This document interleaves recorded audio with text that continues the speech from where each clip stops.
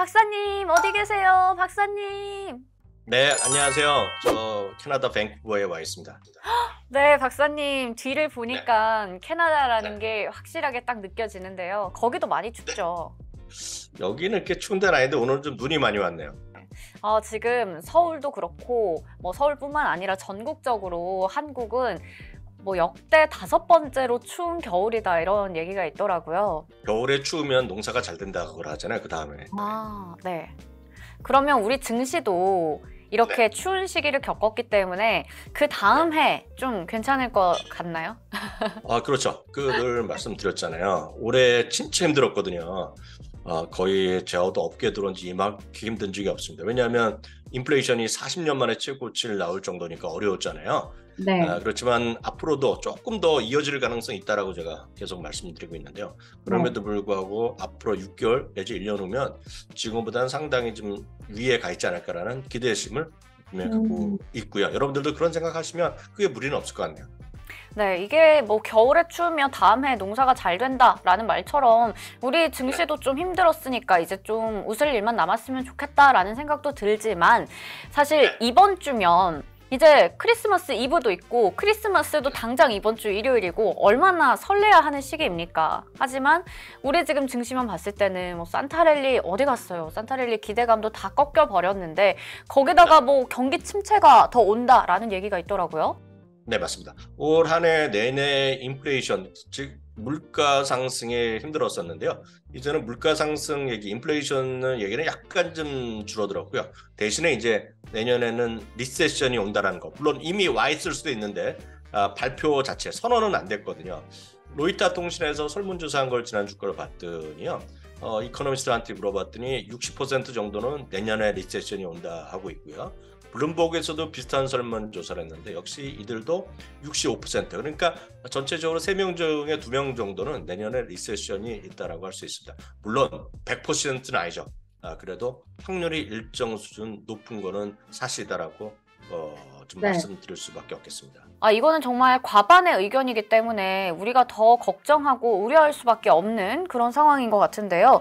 리세션, 이거 어디서 얘기해 주는 거예요? 맞습니다. 리세션은 이제 우리가 일반적으로 아시는 것은 저도 마찬가지 여러분들 다 아시는 거가 GDP가 2분 연속으로 마이너스 나면 리세션을 얘기를 하지만 구체적으로 따지면 그건 이제 기술적으로 그런 얘기를 하는 거고 꼭 그렇다고 해서 필요 충분 조건이 되는 건 아닙니다.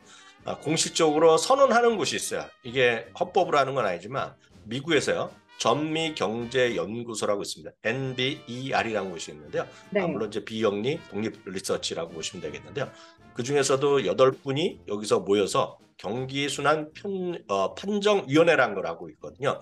여기서 이제 선언합니다. 여기서 개인소득이라든가 고용지수, 광고 생산, 뭐 개인소비지수 이런 다양한 지표를 갖고 미국 경제가 구조적으로 계속 다운턴하고 있는지 어려워지고 있는지를 판정하는 것이거든요. 흐름상으로 보면 상당히 많은 분들이 어려움을 겪고 있는 건 사실이 되겠죠. 그런데 이미 지금 보니까 7월 말부터 2분기 연속으로 GDP가 마이너스를 기록했거든요. 그런데 왜 네. 아직까지도 공식 선언을 안 하고 있는 거예요?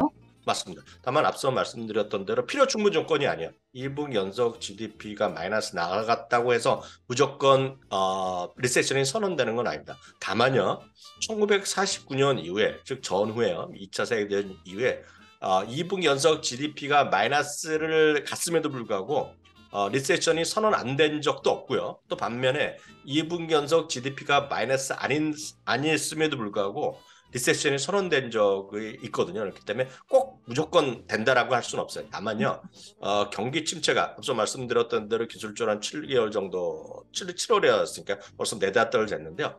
이제 경기 침체가 시작되면 이 사람들이 언제부터 경기 침체라고 역으로 돌아가서 시간을 돌려서 선언하거든요. 언제부터 시작된 거라고 얘기했는데 네. 평균적으로 시작 이후 평균 7개월 만에 선언됐어요. 그러니까 우리가 많은 분들이 느끼는 거가 올 봄, 여름에 상당히 침체라는 생각을 많이 했거든요. 그러니까 만약 선언이 되면 아마 일부에서 주장은 내년 1분기 내지는 늦어도 2분기 전에 발표되지 않을까라는 시각들이 이코노미스트들 중에 많이 있다라고 이해하시면 되겠네요.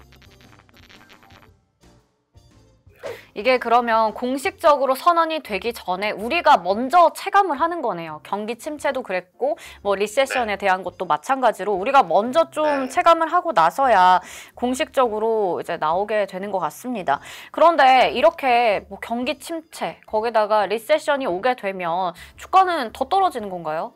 그렇죠. 일정 수준 주가는 경기 침체가 언제부터 시작됐는지 모르지만 선언이 안 됐을 뿐이거든요. 네. 그러면 그 경기 침체가 선언되는 그리고 언제 시점부터 시작됐다라고 말하는 시점부터 보면 주가는 좀 떨어진 것이 상내겠죠. 왜냐하면 경기 침체란 것의 의미가 경제학자들이 뭐라고 얘기하건 우리는 느낄 수 있잖아요. 뭔가 소득도 줄고 물가도 올라가서 소비도 위축되고 우리 스스로의 느낌이 있단 말이죠. 그러면 당연히 좀 어렵다고 보셔야 되겠고요. 실질적으로 선언이 되면 또 한 차례 움츠리게 되는 효과가 있겠죠. 그렇기 때문에 통상적으로 30-40% 고점에서부터 많이 떨어질 수도 있겠고요. 물론 통계적으로 약간 다르지만요. 그래서 일정 수준 떨어졌고 그 이후에 반등을 했다고 보셔야 되겠는데 2007년, 9년에요. 그 금융위기 시기에는 경기 침체의 어떤 선언 시점, 공식적으로 시작된 시점부터 50% 이상 하락했고요. 끝난 시점까지 보면 바닥에서 올라왔기 때문에 고점에서부터는 34% 정도 떨어졌고요.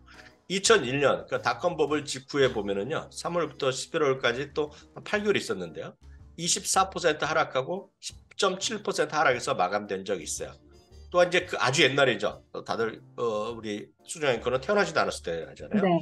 1980년 당시에는요, 9% 하락했었고 오히려 반등이 상당히 올라간다면서 반등을 했는데 지금 상황에는 이미 고점 대비 거의 한 27% 정도 떨어졌거든요. 그 연초 대비요.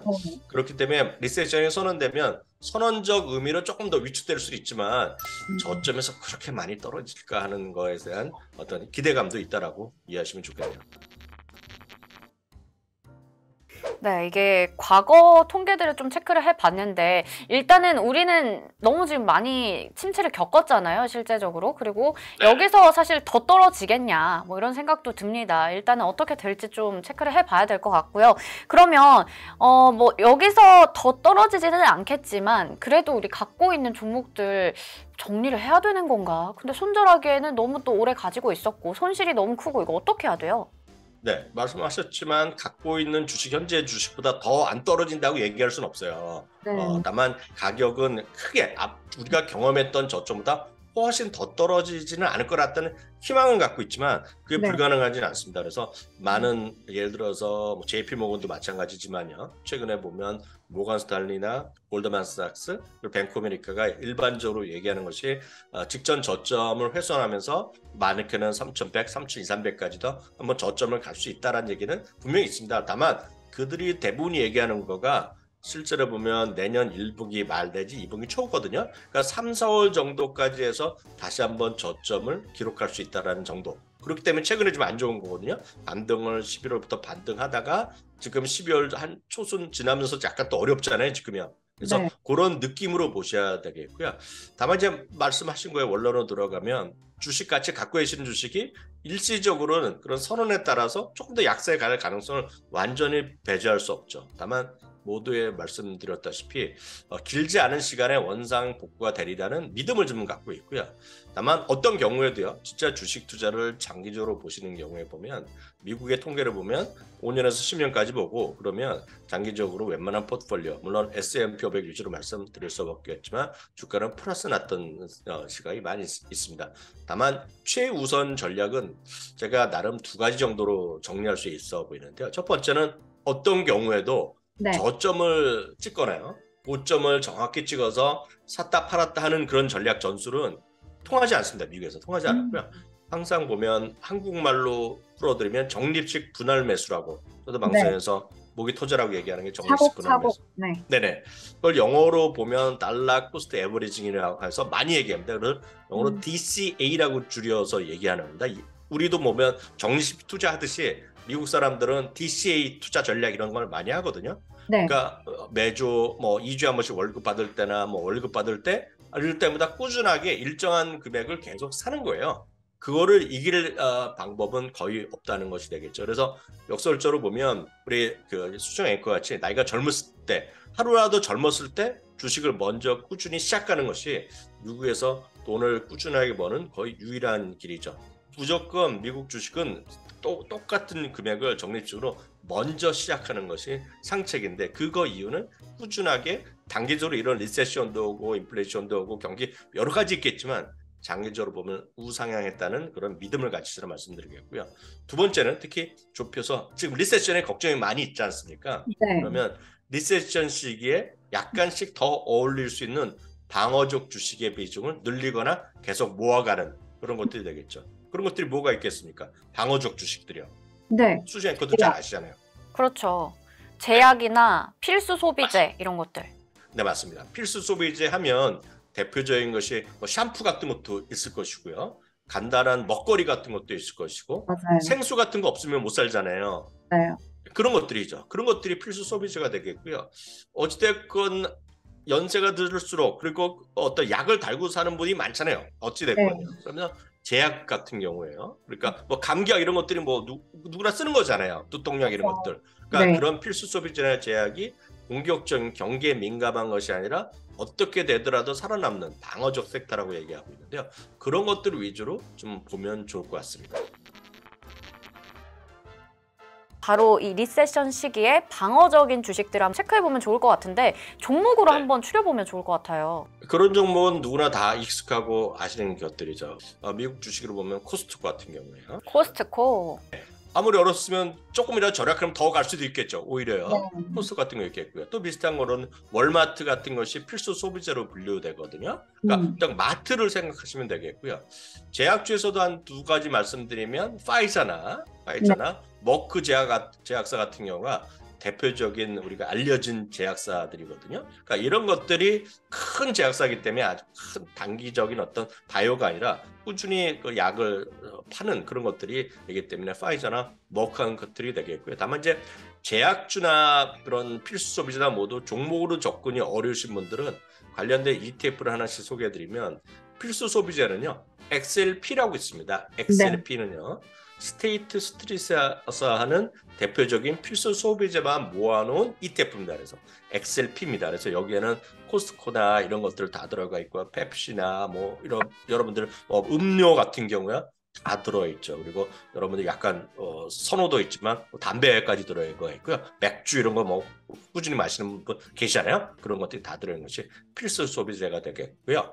제약주에서는 소위 빅파마들, 큰 제약사들 위주로 모아둔 것이 IHE라고 있습니다. 블랙락에서 하는 제약주 ETF거든요. IHE 이런 것들도 보시면 제약주를 하나하나 여러분들 접근하기 쉽지 않으신 분들한테는 훌륭한 대안이 될 것 같아서 오늘 ETF로 XLP와 IHE까지 두 개를 소개해드렸습니다. 종목은 코스트코, 월마트 이렇게 필수 소비재 쪽에서 두 종목, 그리고 제약 쪽에서는 머크와 화이자 얘기 주셨어요. 머크는 차트 보니까 최근에 굉장히 차트가 예쁩니다. 네네네, 그렇죠. 그런 것들이 다 괜찮은 흐름을 타고 있습니다.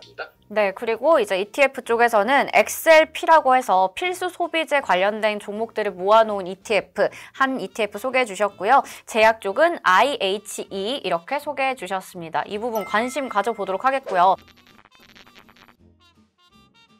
저희가 이제 벌써 또 수익률 대결을 결과를 볼 때가 됐는데 이거 요즘에 쉽지가 않네요. 2주 연속으로 전부 다 마이너스 났죠. 네, 요즘에는 이게 확실히 저희의 수익률 대결만 보더라도 우리 시청자분들, 투자자분들이 얼마나 힘드실지 딱 그려지거든요. 왜냐하면 이게 지금 수익을 내는 것 자체가 어려워요. 네, 맞습니다. 네, 쉽지 않습니다. 저희가 지난주에 그나마 이런 어려운 시장에서도 그나마 이거는 좀 방어적인 성격을 잘 갖추고 있다 해서 가지고 온 게 바로 우리 박사님은 WM, 웨이스트 매니지먼트 가지고 오셨고 저는 CVS 헬스였는데 이게 각각 웨이스트 매니지먼트가 3.9% 빠졌고요. CVS 헬스가 6.1% 빠졌거든요. 누가 덜 빠졌나 싸움이에요, 지금. 시장 자체가 어려워서 그럴 수밖에 없겠고요. 앞서 말씀하셨던 대로 CVS도 대표적인 어떤 약국체인 거기뿐만 아니라 그런 요즘 메디컬 서비스까지 다 가는 거기 때문에요. 훌륭하지만 최근에 많이 올랐기 때문에 좀 쉬는 것이 되겠고요.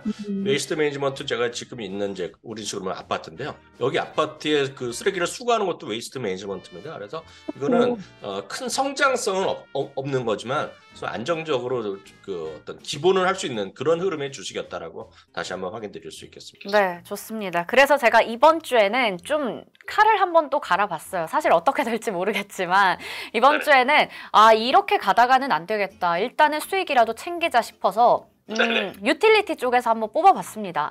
네네. 제가 어떤 거 가지고 왔는지 먼저 얘기 드릴게요. 지금 한국에서도 이제 국내 시장에서도 한파 관련주, 도시가스 관련주들이 많이 오르고 있거든요. 전력 관련주. 그래서 저는 네네. NRG 에너지를 가지고 왔습니다.